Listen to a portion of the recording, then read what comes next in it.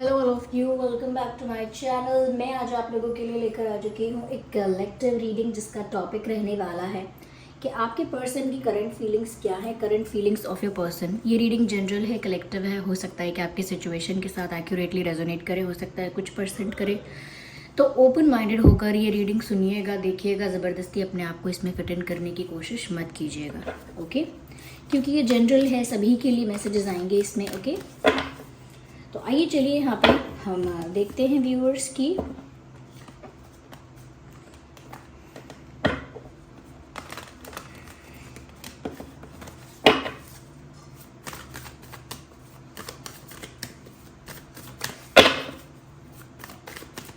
आपके person currently क्या feel कर रहे हैं। जिस पर्सन के लिए आप ये रीडिंग देख रहे हैं उनके बारे में सोचिए, उनका उनकी छवि इमेजिन कीजिए, उनका नाम सोचिए, ओके?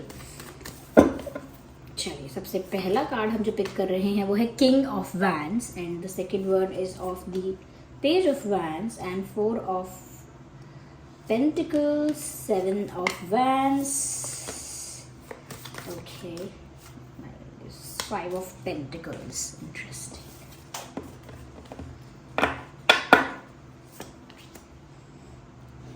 ओके, देखिए व्यूअर्स, आपके पर्सन करंटली कैसा फील कर रहे हैं। कहीं ना कहीं मुझे जिद नज़र आ रही है सबसे पहले कि वो किसी जिद पर हैं। किसी चीज़ को लेकर उन्होंने कुछ ठान लिया है, किसी चीज़ को लेकर जिद पकड़ ली है। इस तरह की मुझे एनर्जी यहाँ पर मिल रही है। यस, यहाँ पर मुझे ऐसा लग रहा है किसी बात को लेकर बहुत हठपूर्वक दृढ़ होकर किसी डिसीजन पर ही आ गए हैं, या किसी चीज़ के लिए एकदम कह सकते हैं कि किसी चीज़ के लिए इन्होंने अपना मन बना लिया है। करंटली मुझे ऐसा लगता है व्यूअर्स, कहीं ना कहीं ओवर कॉन्फिडेंट भी बहुत हो रहे हैं आपके पर्सन, पॉजेसिव भी साथ ही साथ फील कर रहे हैं। और कहीं ना कहीं आपको लेकर उनको ऐसा लगता है कि जैसे अब आप ना थोड़ा पीछे हट रहे हो, या ट्रस्ट नहीं कर पा रहे हो, या कहीं ना कहीं ऐसा हो रहा है कि आप थोड़ा सा कह सकते हैं जैसे थोड़ा सा श्योर नहीं हो, या कहीं ना कहीं आपको वो विश्वास नहीं आ पा रहा है। बट दे नीड यू, वो आपका कुछ सपोर्ट या आपको अपनी लाइफ में चाहते हैं। यस, बट ओके व्यूअर्स, मुझे यहाँ पर ऐसा लग रहा है कि आपकी एनर्जी ना बहुत डिफेंसिव और काफ़ी अपने आप को लेके प्रोटेक्टिव है आप। और साथ ही साथ ऐसा लगता है कि जैसे व्यूअर्स आप किसी बात से निराश हैं, तो आप डिसअपॉइंटेड और डिफेंसिव दोनों नज़र आ रहे हैं आपके पर्सन को। उनके नज़र से ऐसा लगता है कि जैसे वो सोच रहे हैं कि व्यूअर्स आप उनका विश्वास नहीं कर रहे हो, पीछे हट रहे हो, किसी बात से डर लग रहा है आपको, किसी बात से घबरा रहे हो आप।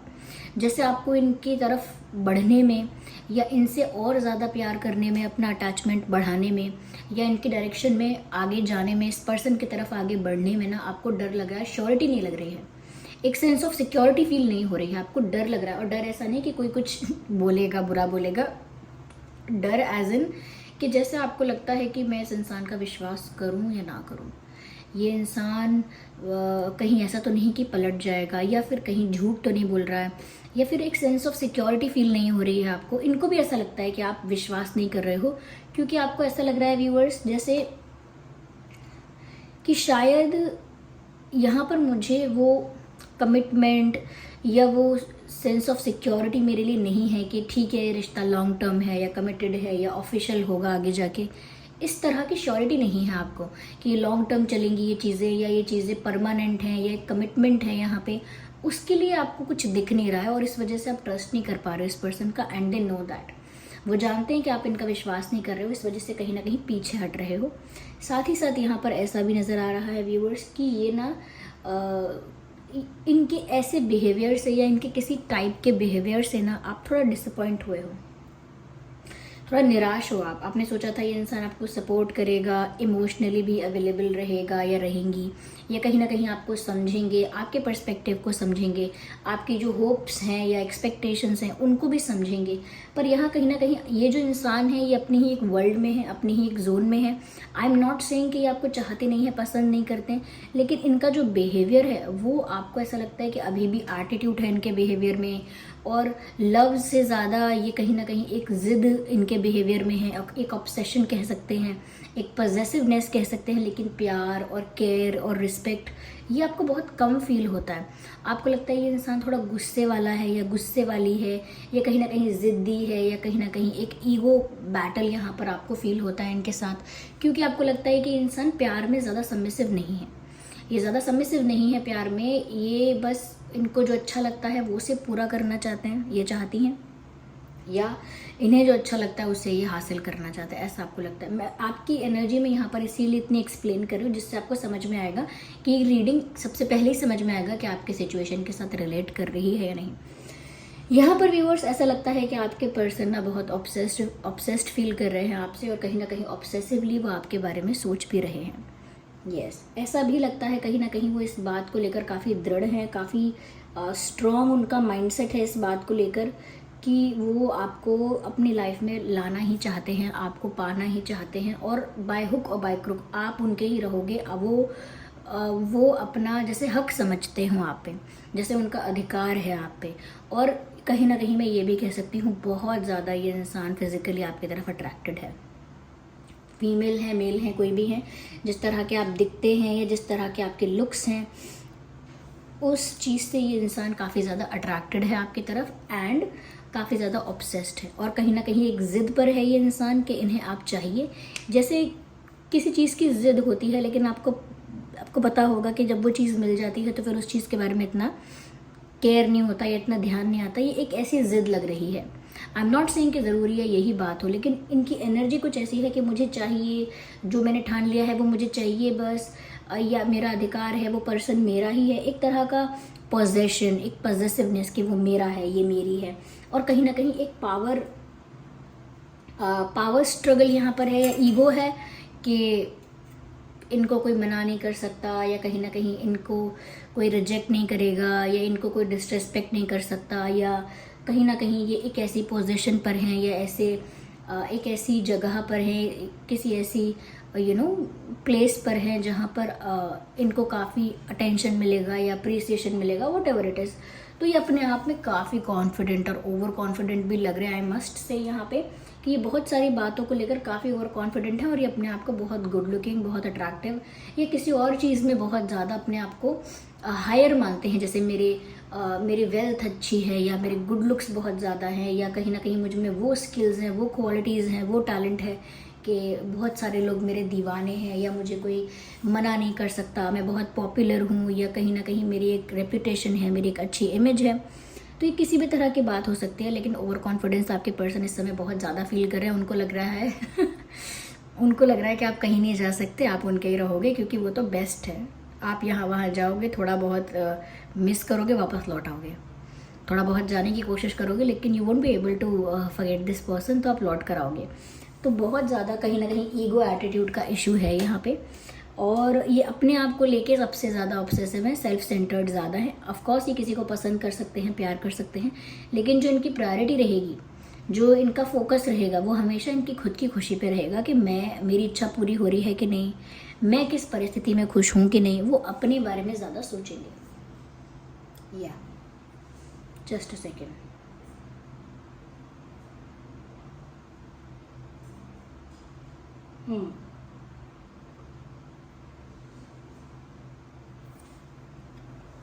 काफ़ी गुड लुकिंग है, अपने आप को समझते हैं, और शायद इस वजह से काफ़ी अटेंशन मिलता है, काफ़ी पॉपुलर हैं। हो सकता है सोशल मीडिया पे नहीं तो हो सकता है कि इनके वर्क प्लेस पे, इनके कॉलेज में, कहीं ना कहीं फ्रेंड सर्कल में काफ़ी कॉम्प्लीमेंट्स मिलते हैं, या कहीं ना कहीं लोग इनकी तरफ अट्रैक्ट होते हैं, अटेंशन देते हैं। इस वजह से भी इनका दिमाग थोड़ा सा हवा में है इस वक्त। तो काफ़ी ज़िद में है कि उन्हें आप चाहिए, और ऐसा उनको डर भी लग रहा है, जो कि डर नहीं दिखा सकते। जिसको ईगो होता है, अब वो दिखा नहीं सकता कि वो इसीलिए इतना ज़्यादा ज़िद कर रहा है, क्योंकि उसको डर लग रहा है, वो बता नहीं पाता इंसान।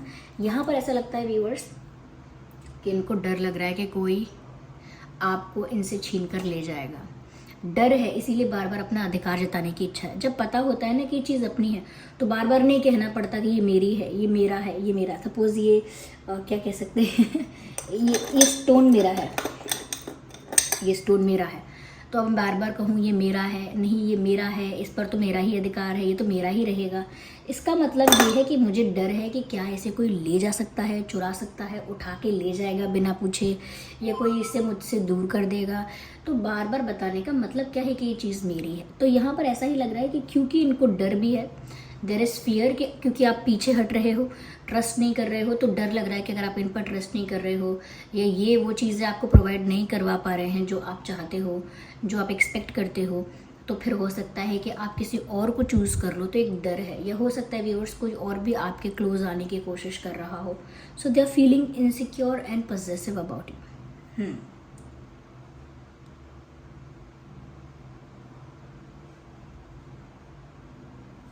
ऐसा भी लगता है यहाँ पे कि ये जो इनका है वो इनका है, ये किसी के साथ शेयर नहीं कर सकते।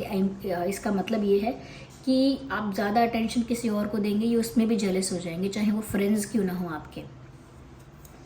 तो ये करंटली आपको लेकर बहुत पॉजेसिव फील कर रहे हैं। अगर सच में आप किसी और के साथ फ्रेंडशिप कर रहे हैं या ज़्यादा हैंग आउट कर रहे हैं, वो बहुत जेलस हो रहे हैं आपके पर्सन, और इसीलिए ज़्यादा ज़िद में आ रहे हैं कि आप सिर्फ उनके ही हो, और ज़्यादा ओवर कॉन्फिडेंट भी फील कर रहे हैं कि वो तो इतने स्मार्ट हैं, इतने अच्छे हैं, उनकी तो इतनी क्वालिटीज़ हैं, आप उन्हें कैसे छोड़ सकते हो, कोई भी उन्हें क्यों छोड़ना चाहेगा, कोई भी उन्हें कैसे रिजेक्ट कर सकता है।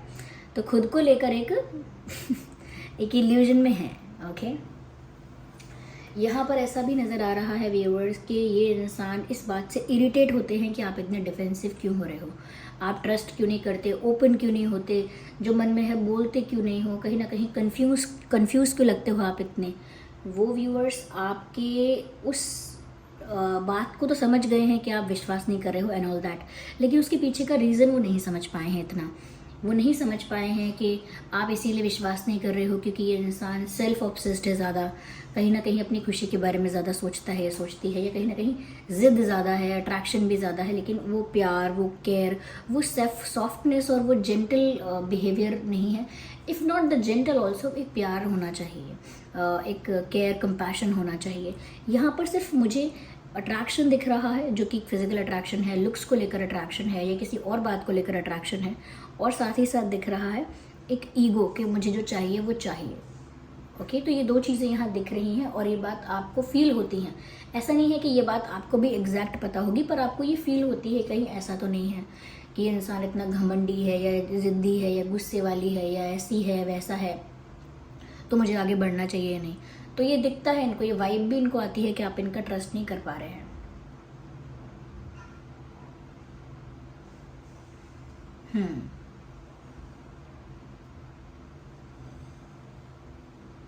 यहाँ पे ऐसा भी लगता है व्यूअर्स, कहीं ना कहीं ऐसा नहीं है कि आपने भी हमेशा से पीछे हटने के बारे में सोचा था, या कहीं ना कहीं आपने ऐसा ही सोचा था कि बाद में आप इस इंसान पर विश्वास नहीं कर पाओगे। शुरू में तो व्यूअर्स ऐसा लगता है कि आपको ना काफ़ी उम्मीद थी, आपको कुछ उम्मीदें थी, होप्स थे, कहीं ना कहीं कुछ एक्सपेक्टेशंस थे, कुछ डिज़ायर्स थे, लेकिन यहाँ पर ऐसा लगता है कि जैसे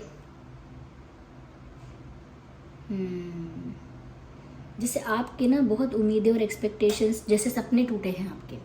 आपने अपनी लव लाइफ को लेके, पार्टनर को लेके, पर्सन को लेकर कुछ एक्सपेक्टेशंस, कुछ ड्रीम्स सजाए थे। ऐसा लगता है कि वो टूटे हैं सपने, और उस बात से आपको बहुत ठेस पहुंची है।